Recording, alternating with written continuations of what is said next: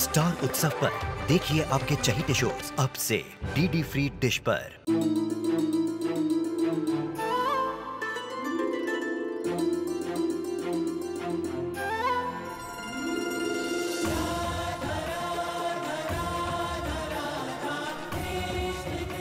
उत्तर प्रदेश की ब्रिजभूमि से आरंभ हुई वो प्रेम गाथा जिसने पूरे जग को समझाई प्रेम की परिभाषा। राधा कृष्ण 1 अप्रैल से सोमवार से रविवार सुबह 10 बजे स्टार उत्सव पर।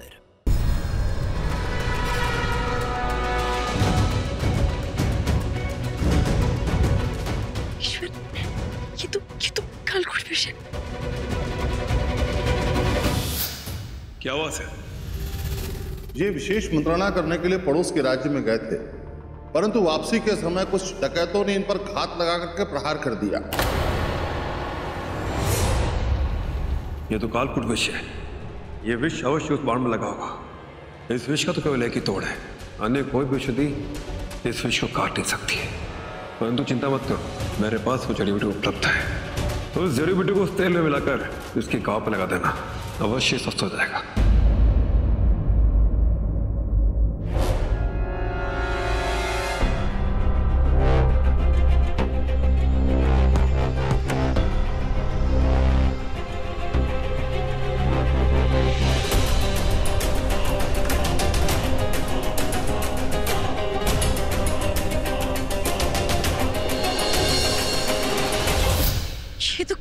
कालकोट विषय यही प्रतीत होता है। इसका तोड़ तो केवल पिता महाराज के महल में ही है। चंद्र को किसी वाले महल ले जाना होगा, इसी से इसके जीवन का उपचार हो सकता है। तो कैसे ले जाऊं मैं चंद्र को? ईश्वर, कैसे ले जाऊं मैं? चंद्र धीरज रखो चंद्र।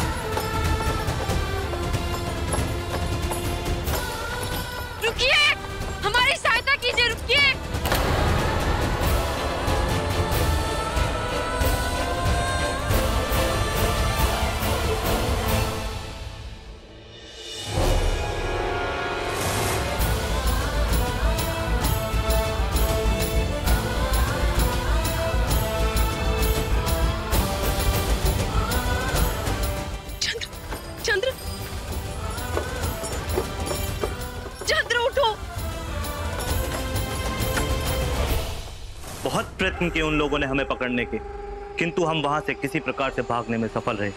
आपका कार्य हो गया है। हम उन पर कालकूट विष से बुझे बाण से वार करने में सफल हुए।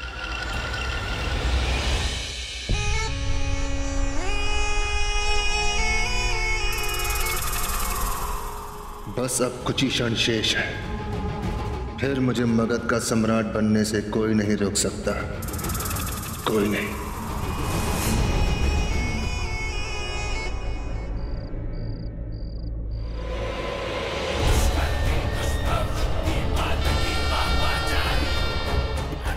वो कर्णास अभी तक वो आए क्यों नहीं? वो प्रातः काल से मुझे प्रतीक्षा कर रहे हैं। कल वो किसी अन्य मार्ग से चले गए। किंतु ये कैसे संभव हो सकता है महाराज? मैंने स्वयं नंदिनी को ये सूचना दी थी। नंदिनी अवश्य उसे इसी मार्ग से लेकर आएगी।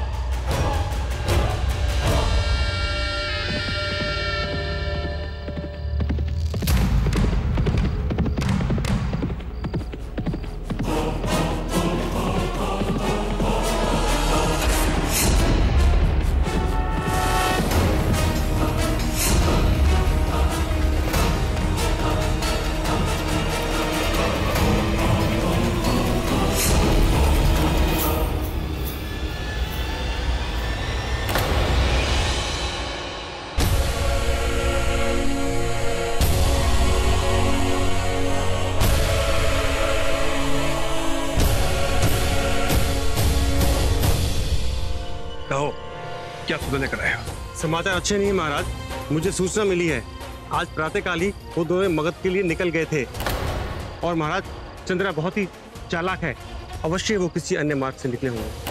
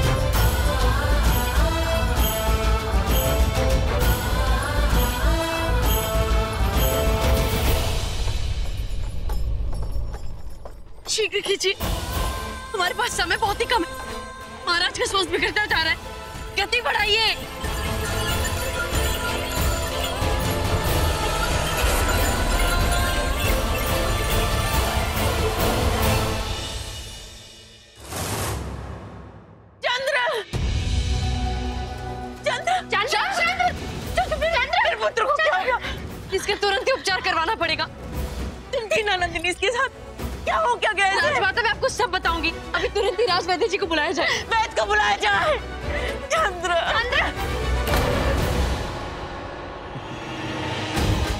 तुम लोग कुछ भी कर लो, चंद्र नहीं बचेगा। ये कालकूट विष है, इसका कोई तोड़ नहीं।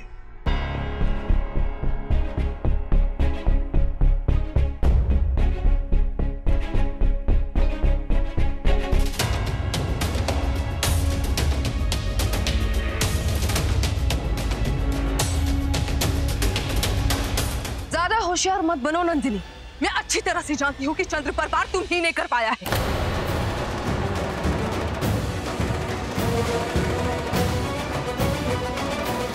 इसीलिए तुम उसे महल से बाहर ले गई थी ना, और वो भी बिना हिफाजत के।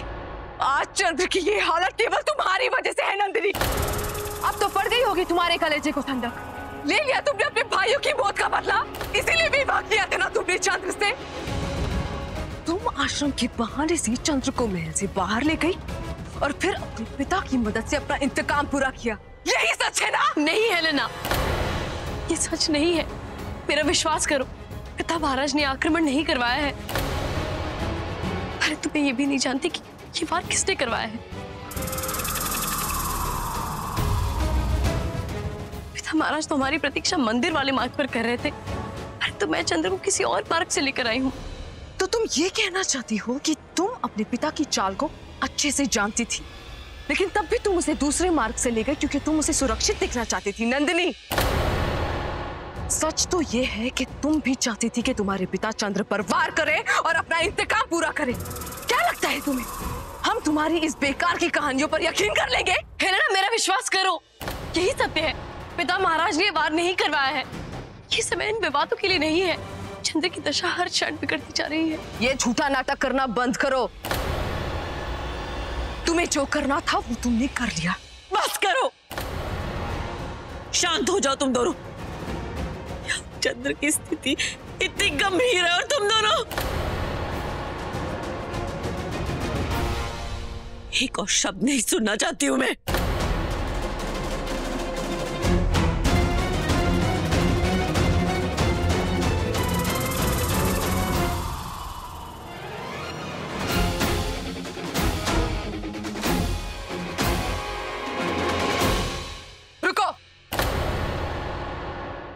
अंदर नहीं जा सकती। मगध की पतरानी होने के नाते मैंने ये फैसला किया है कि महाराज पर आक्रमण करने का दंड भी मैं ही तुम्हें दूंगी। सिपाहियों, इसने महाराज पर जानलेवा हमला किया है। ले जाओ इसे और नजरकैद कर दो। हेलेना, हेलेना, ये तुम क्या कर रही हो? पिता महाराज ने कुछ नहीं किया है। चंद्र के विष का उपचार सिर्फ मैं जानती हूँ। हेलेना, मेरा विश्वास करो, ये कोई साधारण घाव नहीं है। चंद्र पर जिस बाण से प्रहार हुआ था, उसकी नोक पर कालकूट विष लगा था। ये किसी भी वैद्य के पास इस विष का तोड़ नहीं है। मेरे पास इस विष का तोड़ है।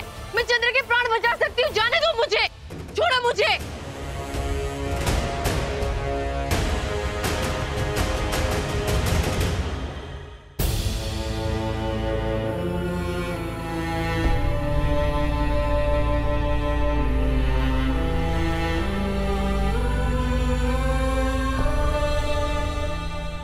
समझते क्यों नहीं? ये कोई साधारण घाव नहीं है। ये कालकूट विष है, इसका कोई तोड़ नहीं। मैं चंद्र के प्राण बचा सकती हूँ। मैं चंद्र के प्राण बचा सकती हूँ। कोई मेरा विश्वास क्यों नहीं करता?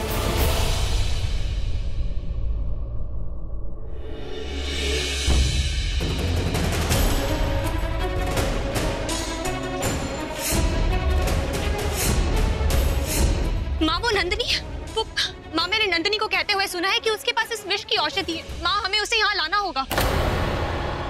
अगर नंदिनी सत्य कह रही है कि उसके पास इसका तोड़ है तो उसने कहा और तुमने मान लिया।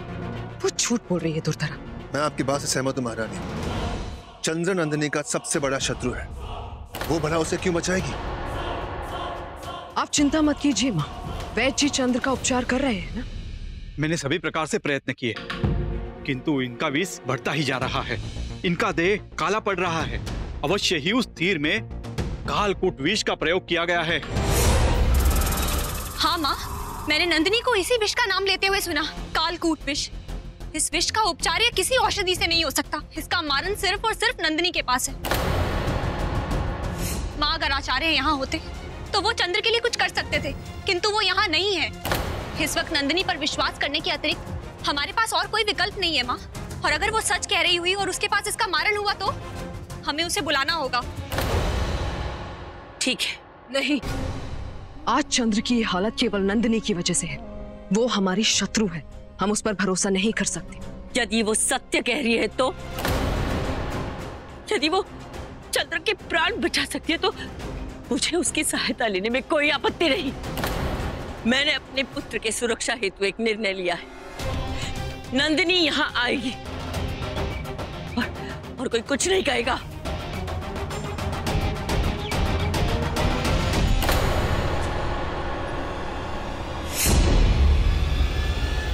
नहीं, ये नहीं हो सकता।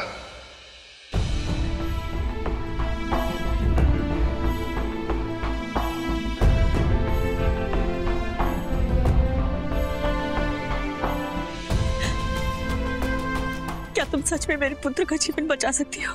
जब मैंने उसके छाती पर से वो बात निकाला था, मुझे तभी ज्ञात हो गया था ये कोई साधारण विष नहीं है, ये कालकूट विष है जिससे उस पर प्रहार हुआ था। इस विष का तो कोई तोड़ भी नहीं, किसी वैद्य को नहीं पता। वह जाने या ना जाने, क्या तुम चंद्र को बचा सकती हो? हाँ माँ, मैं बचा सकती हूँ। मुझे इस विष का तोड़ पता है। तो मैं विनती करती हूँ तुमसे नंदिनी, चंद्र को बचा लो। यदि तुमने चंद्र को बचा लिया तो मैं पूरा जीवन तुम्हारी ऋणी रहूंगी। चलो।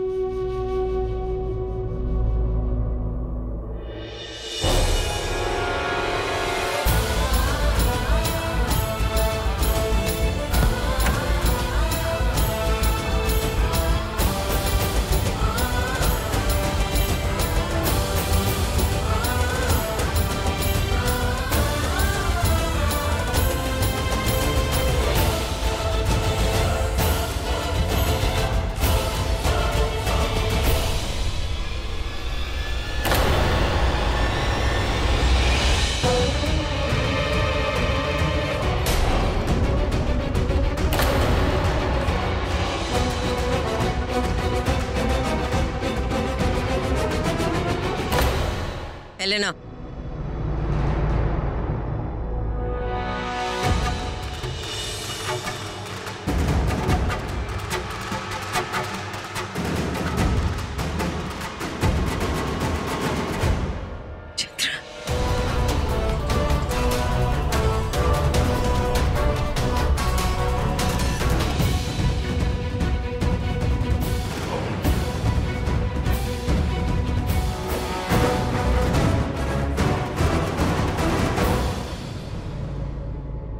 मुझे गर्म पानी चाहिए, शीघ्र ही।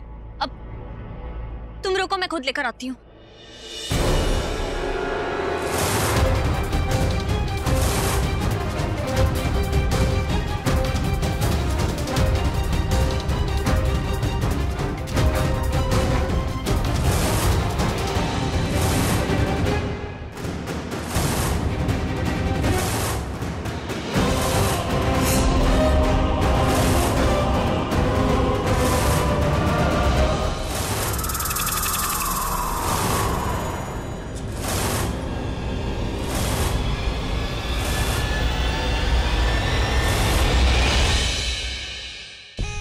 ये भले ही इसका तोड़ जानती होगी, किंतु चंद्र के शरीर में इसका विष इस तरह फैल चुका है कि उसका बच पाना कठिन है।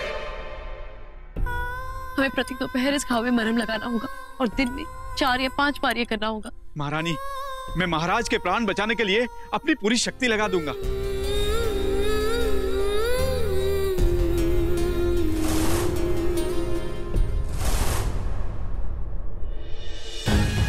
मुझे नहीं लगता चंद्र बच पाएगा। उसके उपचार में बहुत विलंब हो गया है। आशा करता हूं विष ने अपना काम कर दिया होगा।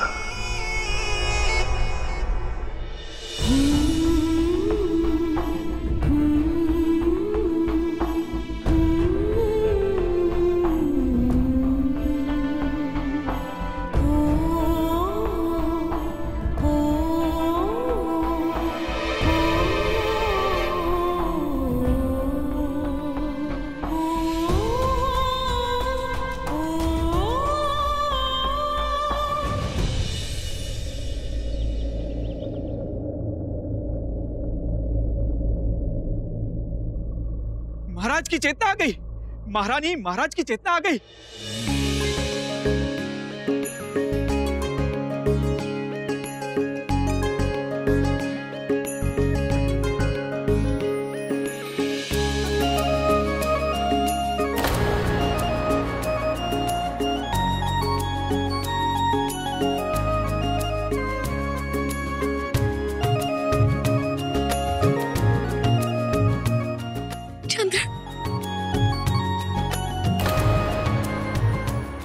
विश्वास कीजिए महाराज, ये तो चमत्कार ही हो गया जो आप सुरक्षित हैं।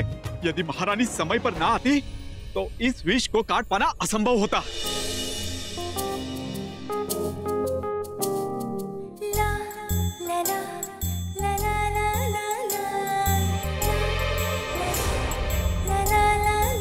हाँ चंद्र, विष का प्रभाव बहुत बढ़ गया था, किंतु नंदिनी के पास जो प्रतिविष था उसके कारण तुम आज सुरक्षित हो पुत्र।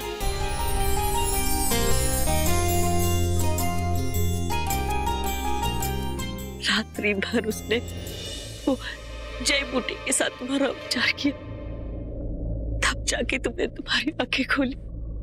मैं बता नहीं सकती मैं कितनी भयभीत हो गई थी।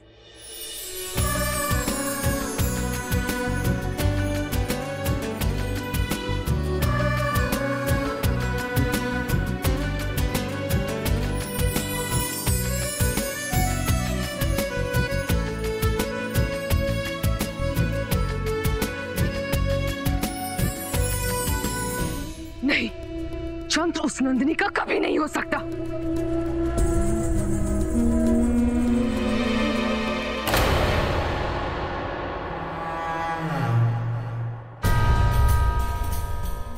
माँ, आप यहाँ? इतनी हसरत से हम तुम्हारे लिए मैसेडोनिया से लेकर आए थे हेलेना, तुम इसे तोड़ना चाहती हो? ऐसा बिल्कुल नहीं है माँ, वो तो वो चंद्र। अच्छा हुआ माँ आप आ गए, मुझे आपसे बहुत सारी बातें करनी थी। हाँ,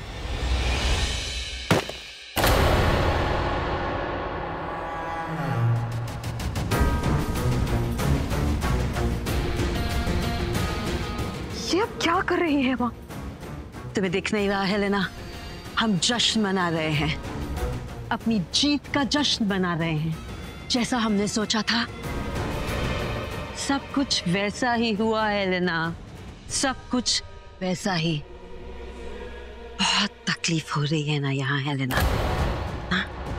मोहब्बत का यही अंजाम होता है, दुख, तकलीफ, जलन।